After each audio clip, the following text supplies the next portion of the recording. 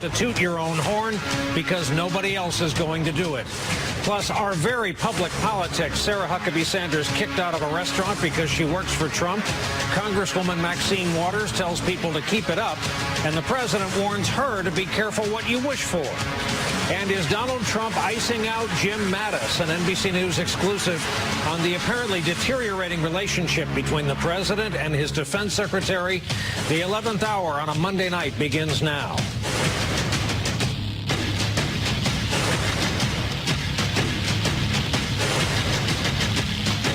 As we start a new week, good evening once again from our NBC News headquarters here in New York. Day 522 of the Trump administration, and while we have an update tonight on the Mueller investigation and on the issue of immigration, tonight the president was very much in his element. Here is a sample of what he had to say tonight during a campaign rally for a Republican gubernatorial candidate, Henry McMaster, in South Carolina.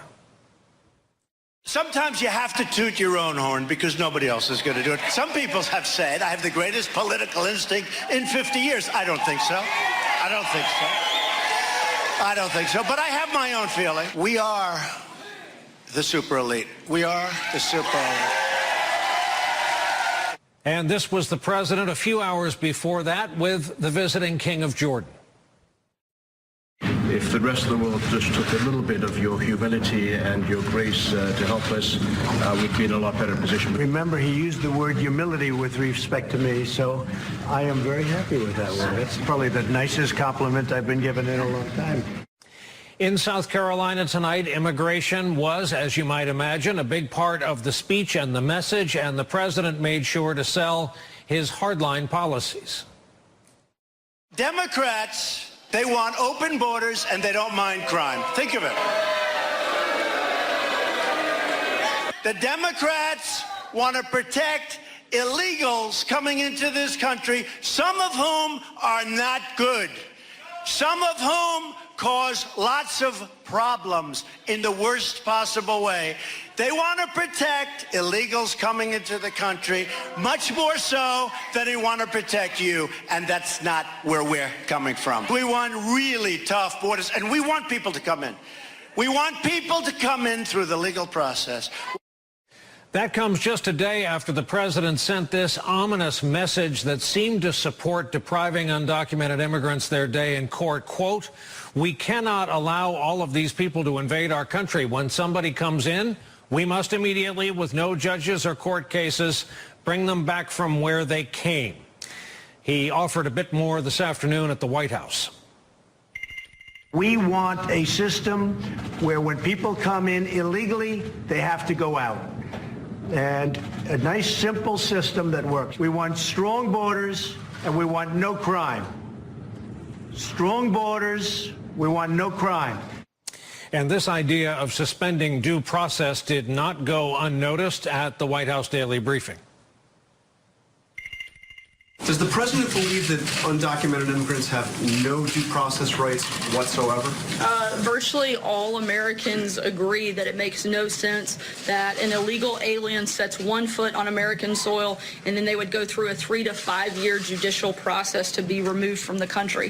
Thousands of illegal aliens are removed every month without seeing an immigration judge as a result of procedures in current law, including voluntary removal and expedited removal. Just because you don't see a judge doesn't mean you aren't receiving due process. So that was a press secretary ready for that particular question, obviously. And meanwhile, the New York Times and other news organizations are reporting that the head of Customs and Border Protection says the agency has temporarily stopped turning over migrant adults who cross with their children to prosecutors. As New York Times reporter Ron Nixon, who joins us in just a moment, writes, the decision will, quote, at least temporarily revive a catch and release approach used during the Obama administration. Here is how the White House responded to that. No, the president certainly supports keeping families together, which he has outlined several times over the last week, but he's also called on Congress to actually fix the system. They're the only ones that ultimately have the ability to change the law. Today, the U.S. Department of Health and Human Services released this video of migrant children separated from their parents, now in a facility in Tornillo, Texas. More than 2,000 children have yet to be reunited with their parents. The video is mostly of facilities. Most of it does not show children. Reminder, this is handed out by the federal government, one of several facilities around the country. Let's bring in our leadoff panel for a Monday night in Washington. Philip Rucker, Pulitzer Prize-winning White House bureau chief for the Washington Post. Anita Kumar, White House correspondent for McClatchy Newspapers. And with us from McAllen, Texas tonight is Ron Nixon, Homeland Security correspondent for the New York Times. Welcome to you all. Phil, I'd like to begin with you. I made a list tuning into the rally tonight at various times. I heard the president relitigate the presidential election results. I heard him discussing Fallon, Colbert, Kimmel, Johnny Carson, Arnold Schwarzenegger, Elon Musk, to name a few. What was that we witnessed tonight? Well, Brian, it was a pretty discursive hour-long monologue by the President of the United States. He flew down to Columbia, South Carolina, with the explicit purpose of helping boost the candidacy of Governor Henry McMaster, who's on the ballot tomorrow in a primary campaign there. McMaster is one of Trump's earliest supporters from the 2016 campaign. But the rally was really not about McMaster. It was about whatever came to Donald Trump's mind in that moment. He talked about all of that. He raised rumors that have not even really been published about his wife, Melania Trump, and why she had been absent from the public spotlight for so many weeks there. And he aired a lot of grievances, especially with the media, referring repeatedly to the quote-unquote fakers at the press risers, and talked about North Korea. He said that the signs, the anti-U.S. signs were coming down all across North Korea, which was an indication of how good his chemistry is with Kim Jong-un. Anita, on the issue of immigration, the president's been playing a little defense last 24 hours, perhaps worried that his base would think he had been too soft on the issue. Are we any closer to any clarity on the topic? Well, you've seen his rhetoric has pretty much been the same. You mentioned the rally tonight where he was talking tough about enforcement like he always does. It's a big topic when he has a political rally. So that was similar. But obviously last week he signed this executive order that says families wouldn't be separated after they cross the border, parents and children. And then today, as you mentioned, we learned that they are going back on their zero tolerance policy. So they're not going to charge or prosecute adults with children that cross the border. Those are two big walkbacks for him, things that he said he wouldn't do. The administration has been telling us they would not change on those, and they did. So I mean, his rhetoric's the same. Meanwhile, his administration is changing the policies. So Ron, this is where the conversation comes out to you, with apologies for what I'm told is a rather lengthy satellite delay. Now that you're out there and able to see it, what is the reality that occurs to you on the ground in Texas? Reality in terms of the families being prosecuted as they come across the border, as the colleague there just said, is no longer happening. We learned today from the Commissioner of Customs and Border Protection that they will not refer families with children to the Justice Department for prosecution as a result of the executive order.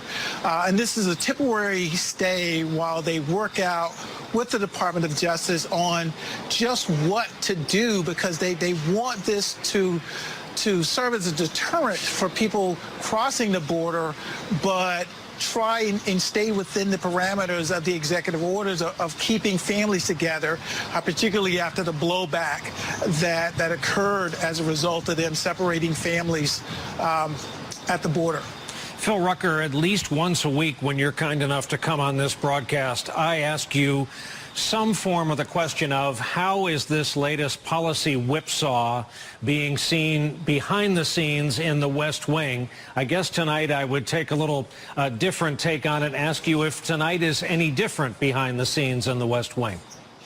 I don't think so, Brian. Part of the problem behind the scenes over at the White House is that there's not a clear sense of how to implement this executive order and how to deal with this policy on the ground. The agencies are struggling to figure out how to unite some of these families. They're struggling with how to interpret the various directives that they're getting from the president. There's the executive order that the president signed last week, but then there are also all sorts of sometimes contradictory public statements that he's been making over the last week. The most recent one, as you mentioned at the top of the show, came yesterday in a tweet where he said he effectively called for denying the due process rights of illegal immigrants who cross the border, not letting them have an appearance before the judge, not letting them have a trial. But that's really just a view of the president's. That's not a policy. There's no law or order or official directive to that count, and so it leaves the government sort of scrambling to figure out how to interpret all of this, and it also leaves the lawmakers on Capitol Hill really scrambling to understand what's happening here and how to fix it. Anita, please reassure us that Congress does not threaten to become a suddenly functioning body. They're not going to try to do anything legislatively this week, are they? I don't know about that. Well, the House is going to take up, or supposed to take up, a big immigration package, but it's pretty much for certain that they don't have the vote. So whether they were supposed to take it up last week, and they decided to take it up this week because they didn't have the vote, so it's possible they may not vote on it. What's really interesting is last week President Trump tweeted that he didn't know why they were wasting time on immigration on this big package because they weren't getting anywhere. So today we hear from the White House they've changed their tune again. Sarah Sanders said that actually the president does want that bill to pass. So they probably should have come out with that before and told lawmakers, because they're struggling to get votes for that. So they do want that bill to pass, but what we're probably going to end up seeing is in the House and Senate, they are coming up with standalone bills that just deal with this family separation issue, and they are trying to get that done before the July 4th recess. Ron, our audience might find it useful and interesting to know about you that you're a Marine and that you have had overseas combat deployments, and that as a reporter for the New York Times, you've also seen a lot of sporty places around the world. What are you learning on the ground in Texas as our eyes and ears that has occurred to you only since being out there? What impacts you most? Well, I think what we're seeing here is that we went out on patrol with Border Patrol agents today, and we encountered people coming across the border. There was, in one case, there was several young women coming across. One of them had a baby that looked like it was about, 4 or 5 months old. And you talk to the agents on the ground, and they say people are continuing to come, even though you had this policy in place that was supposed to serve as a deterrent. People are still coming, and when we talked to some of the people as to why they were still coming, they said that, well, the alternative is that you have, countries where the danger outweighs the kind of danger that you would face trying to get here, and it outweighs you being apprehended or even having your child taken away from you while you're here. Not that people want their children separated from them, but that the dangers that they face back home were just overwhelming. And Phil Rucker, you get the last word. Amid all of this, almost lost in the march of today's news, here is the king of the Hashemite kingdom of Jordan, visiting close ally, the United States, having learned somehow or another that flattering the president of the United States, this president in this Oval Office, gets results.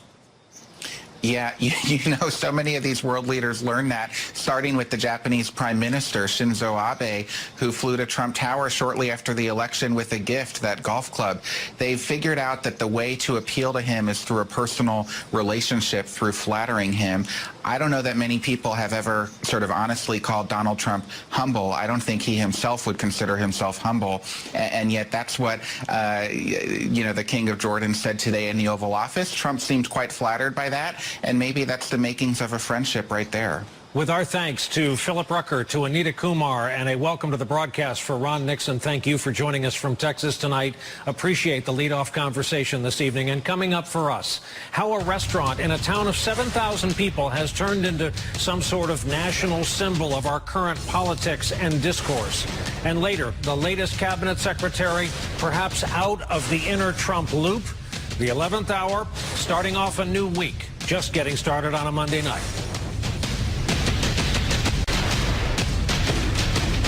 If you see anybody from that cabinet in a restaurant, in a department store, at a gasoline station, you get out and you create a crowd. And you push back on them. And you tell them they're not welcome anymore, anywhere. We've got to get the children connected to their parents. The children are suffering. Democratic Congresswoman Maxine Waters of California on Saturday, they are urging people to confront members of President Trump's cabinet where they see them, when they see them in public over this child separation crisis. And the moment she said that, many, even loyal Democrats, moved very quickly to call that a bad idea and an equally bad precedent in the discussion we're having over civility or the lack of it in our politics. For one thing, it gave a huge opening to the president, who said this today, quote, Congresswoman Maxine Waters, an extraordinarily low IQ person, has become, together with Nancy Pelosi, the face of the Democrat Party. The president goes on to write, she has just called for harm to supporters, of which there are many, of the Make America Great Again movement. Be careful what you wish for, Max. Earlier tonight, Congresswoman Waters replied to the president's tweet during an interview on this network with Chris Hayes. I did not call for harm for anybody. The president lied again. As a matter of fact, I believe in peaceful protest. All of this is an issue, of course, because of the Trump administration officials who have been publicly confronted in just these past few days. White House Press Secretary Sarah Huckabee Sanders was asked to leave this place, the Red Hen restaurant in Lexington, Virginia, Friday evening because she worked for the president. Last week, Homeland Security Secretary Kirstjen Nielsen was heckled by activists while trying to eat at a Mexican restaurant in Washington. And the New York Post reporting White House advisor Stephen Miller was called a fascist, among other things, at a different Mexican restaurant, we note, in Washington. And on Friday, Trump ally Pam Bondi, Florida's attorney general, was confronted by demonstrators at a movie theater in Tampa.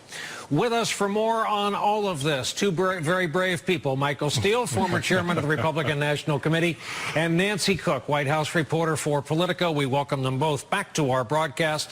Michael, I've been asked about this all day, so I will now neatly transfer the question to you. Yes, what sir. if someone else had been thrown out of a restaurant for reasons, say, including religion or the color of their skin? And what if during the Obama era, a Republican member of Congress had gotten up and say, wherever you see these people, surround them and confront them? I know it's whataboutism, but Right. take on the question.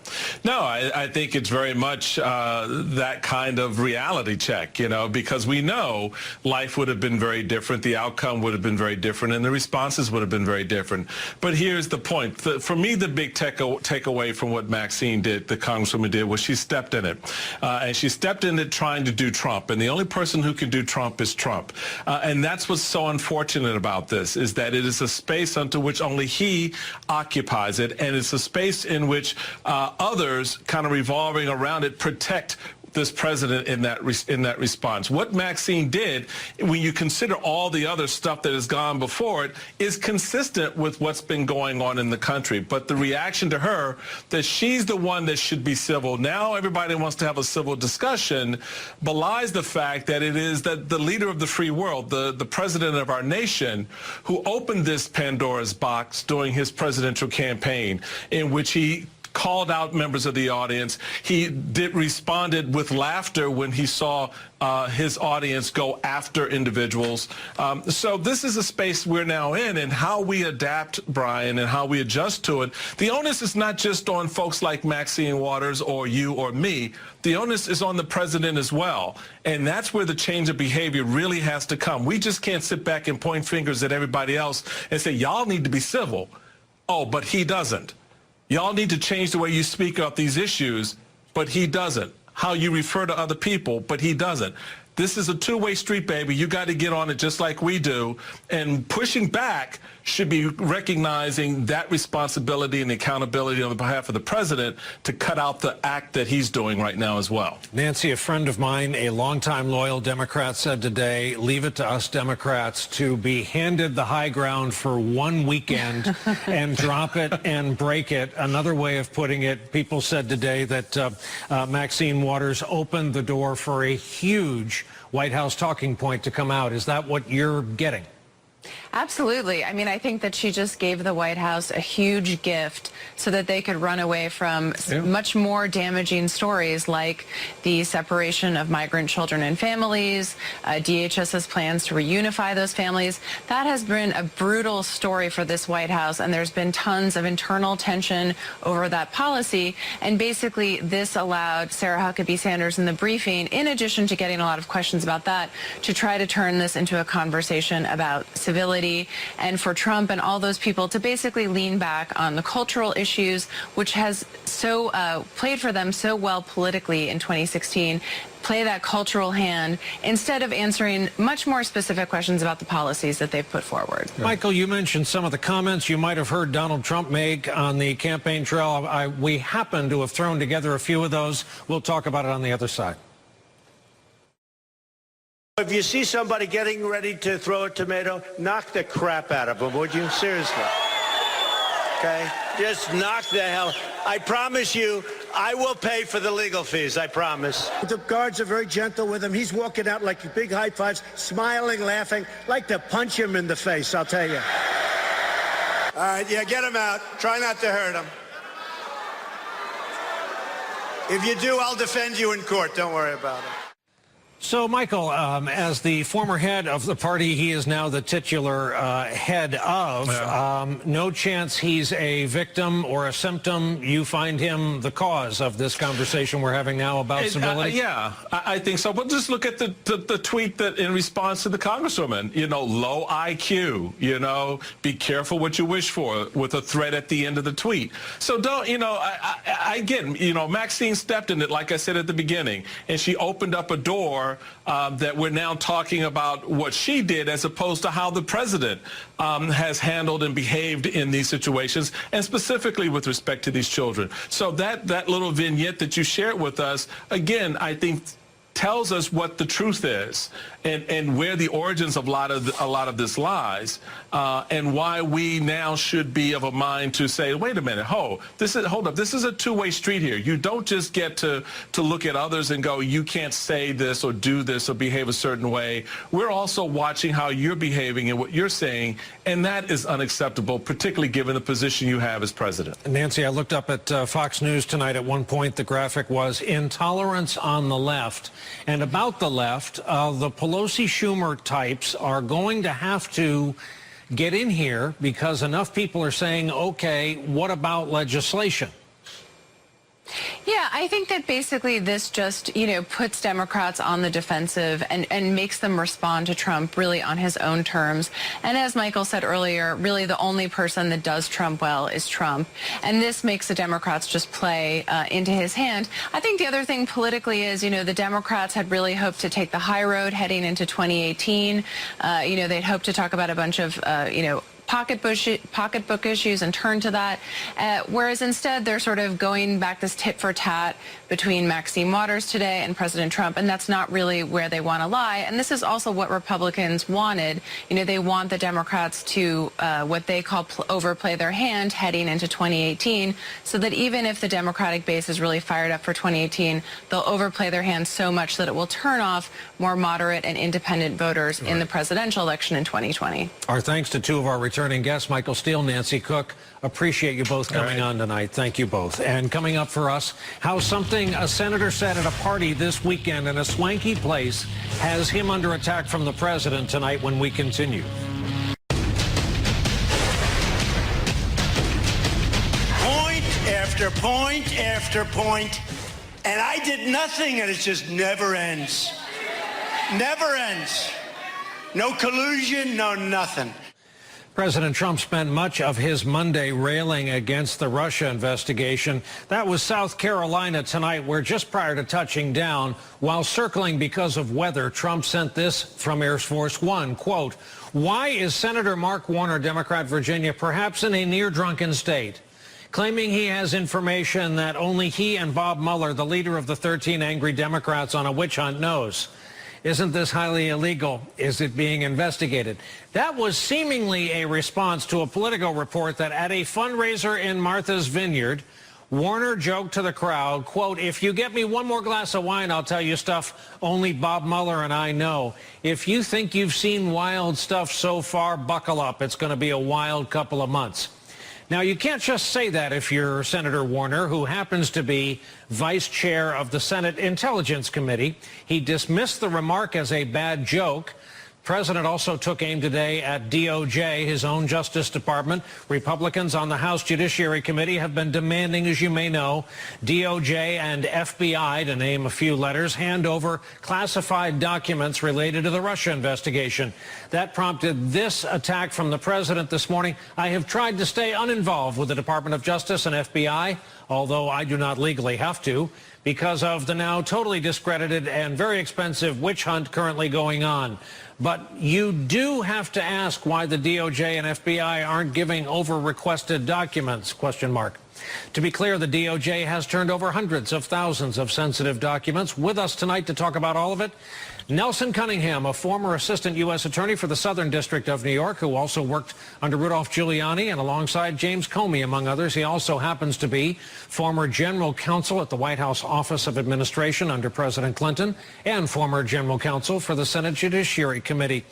Counselor, thank you very much for coming on. You looked at the calendar today and said to one of our producers, with Manafort's trial date now 4 weeks away, this would be a really good time for all of us to pay attention. What do you mean? Well, it's funny. There seems to be not a lot going on right now publicly. The president's tweets, of course.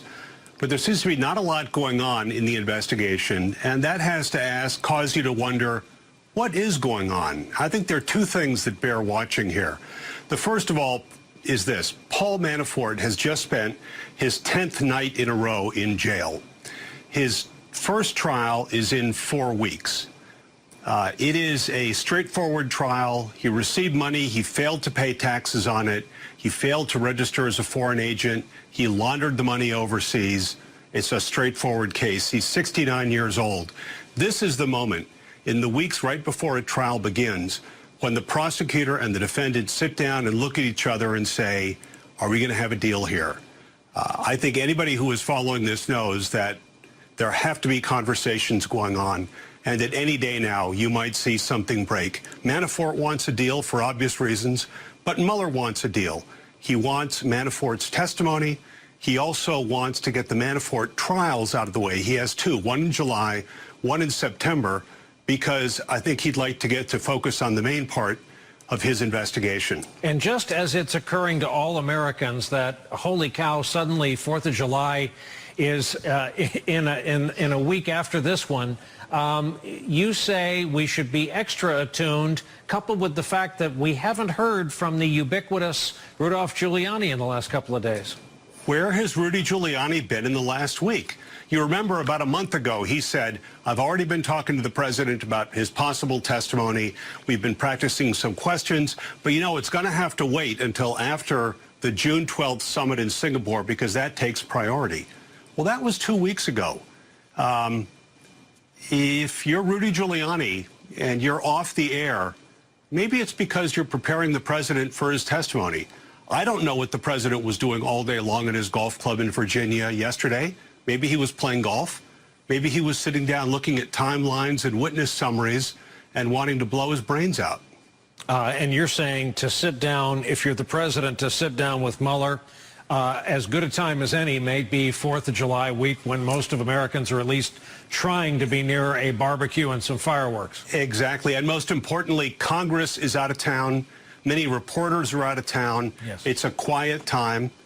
If both sides, both Mueller and Trump, want to do something quiet and low-key, might be the week to do it. And we remind our viewers that even lawyers use expressions like blow their brains out and mean it metaphorically, conversationally, of course. Final point. What do you make of the president dangling this threat to somehow get involved in his own Justice Department yet again? Well, he says, I haven't been involved in my Justice Department. I'm sorry to say, that's just untrue. I've never seen a president meddle publicly with the workings of his Justice Department ever in my decades of working on this. The last time we saw something like this was Richard Nixon, and he was interfering with the Justice Department, but he was doing it quietly and through his aides and agents, and then ultimately by firing the special Watergate prosecutor. Nelson Cunningham, our thanks for coming back on the broadcast and taking these questions for us tonight. We will be especially attuned to the coming days. Appreciate it. And coming Watch up for fireworks. Thank you. Okay, will do. And coming up for us, President Trump once compared him to General Patton, but has the president's relationship with one of his favorite generals come under some hard times? The latest issue with a cabinet member in this government. Mad Dog. He's great. He is great, and he's our best. They say he's the closest thing to General George Patton that we have, and it's about time. It's about time. Donald Trump loves nicknames. He tends to use meek names to diminish his enemies and rewards the people he likes with muscular nicknames like Mad Dog. It's been reported Trump loved the nickname Mad Dog the first time he heard it. It's been theorized it played a part in the selection of General James Mattis to be defense secretary. But exclusive reporting out today from NBC News finds that these days the man known as Secretary Mattis is often out of the loop when it comes to key policy decisions. He was apparently blindsided by Trump's decision to pause those military exercises with South Korea after that meeting with Kim Jong-un. Mattis was said to be surprised at Trump's announcement to form a new branch of the U.S. military, the Space Force. Current and former administration officials tell NBC News, quote, the president has cooled on Mattis in part because he's come to believe his defense secretary looks down on him and slow walks his policy directives. Well, here with us to talk about it tonight, Carol Lee, our NBC News national political reporter, whose byline appears on this NBC News report, and retired U.S. Army Colonel Jack Jacobs, a decorated veteran of combat in Vietnam, one of 72 living recipients of the Medal of Honor, also happens to be, for good reason, our MSNBC military analyst. Welcome to you both. Carol, how did we get here vis-a-vis the president and his defense secretary?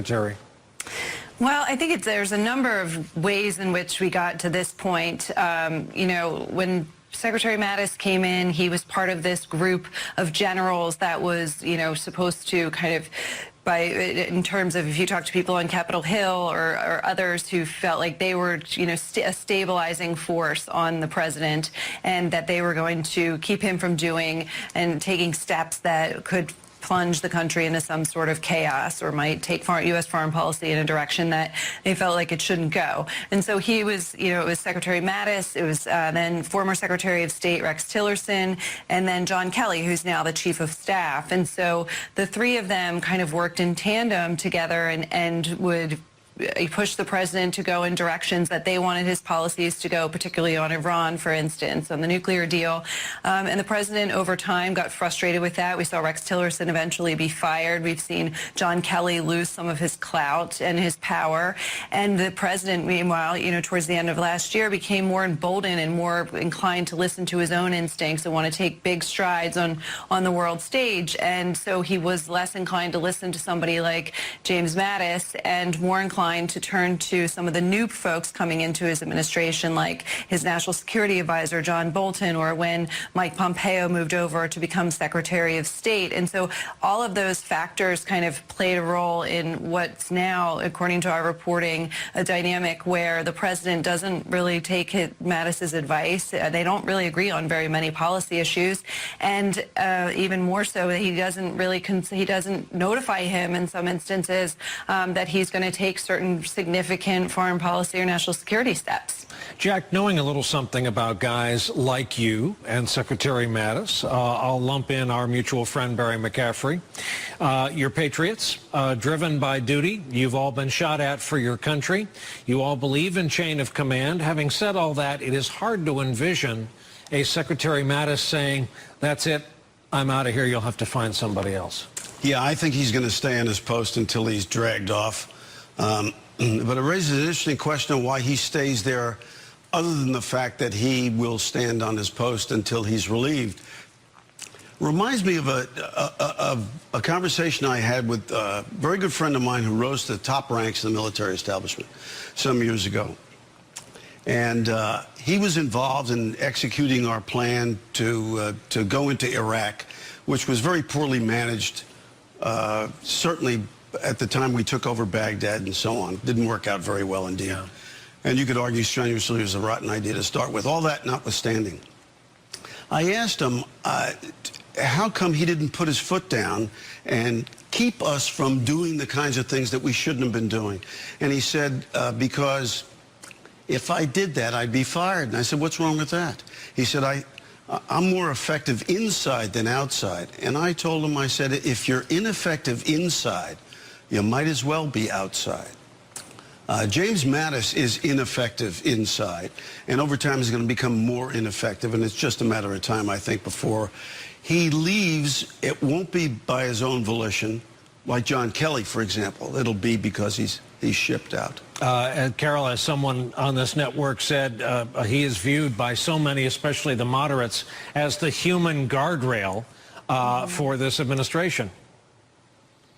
Yeah, he is, and that's, one of the things I think that people, it started to get noticed in Washington that Mattis is not aligned with the president on certain issues, and there's been questions, privately asked of what his influence is and what the value is, and just exactly what you two were talking about a minute ago. What's the role? At what point does it become where is Mattis ineffective and it doesn't really matter? And the whole myth of him being the adult in the room is just torn to shreds. I do think that the one area in which Mattis is being effective, or where you see him kind of drilling down on his job, is running the Pentagon. It's a massive organization, and it's very complicated. And he has been effective in convincing the president to not take certain steps, like earlier this year when the president was saying he just wanted all troops out of Syria and the U.S. to completely withdraw there. He managed to convince him that that was not the way that he should go in terms of that policy. And so there are certain areas in which I think he's really increasingly chosen his battles and taken steps where, say the president wants him to do something like with his transgender and the military policy. He's chosen not to just kind of slow walk things and move at his own pace.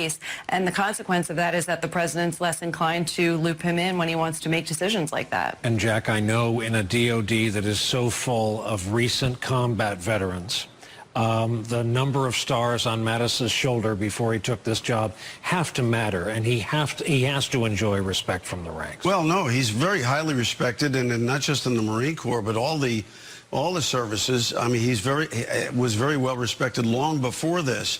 But at the end of the day, one has to question whether or not he's actually having an impact. We have a term, there's a mission, it's a terrible mission in the military. It's called a detachment left in contact, where a very small number of people are left behind to defend against the withdrawal of the remainder. And I think at this time, Jim Mattis probably feels like a detachment left in contact. He may be one of the very few people who are still doing what he started out to do, but is going to find it increasingly difficult to get it accomplished. Very well put. Our thanks to both of you, Colonel Jack Jacobs, Carol Lee. Thank you very much for joining this conversation. A break for us, and coming... It's great to have Harley Davidson. What a great group of people. What a fantastic job you did. And thank you for all of the votes you gave me in Wisconsin. So thank you, Harley Davidson, for building things in America. I think you're going to even expand. I know your business is now doing very well. President Trump, as you heard, held up Harley Davidson as a shining example of American manufacturing. He also held them up as an example of an American company that would thrive under a Trump administration. Harley executives visited the White House shortly after he took office, but now that the president has started imposing tariffs on imported steel and aluminum, declaring, quote, trade wars are good and easy to win, those tariffs now have Harley Davidson on the move. The company says it's shifting some of its production overseas to avoid retaliatory tariffs introduced by the EU. That prompted this response from the president today as he flew to South Carolina tonight, quote, surprised that Harley Davidson of all companies would be the first to wave the white flag. I fought hard for them, and ultimately they will not pay tariffs selling into the EU, which has hurt us badly on trade, down $151 billion. Taxes just a Harley excuse. Be patient. Hashtag MAGA. Harley Davidson's decision is fueling new criticism of the president from within his own party. A spokesman for House Speaker Paul Ryan, who represents Wisconsin, Harley's home state, said, quote, this is further proof of the harm from unilateral tariffs. The best way to to help American workers, consumers, and manufacturers is to open new markets for them, not to raise barriers to our own market. Republican Senator Ben Sasse of Nebraska, downright sassy, even more critical, saying in a statement, quote, this will go over like a Vespa at Sturgis. The problem isn't that Harley is unpatriotic. It's that tariffs are stupid. They're tax increases on Americans. They don't work, and apparently we're going to see more of this. Harley Davidson was even more ominous, saying in prepared remarks, quote, increasing international production to alleviate the EU tariff burden is not the company's preference, but represents the only sustainable option to make its motorcycles accessible to customers in the EU and maintain a viable business in Europe. Coming up, the story about a man of courage who left this world 20 years ago. He'll be honored tomorrow for something he did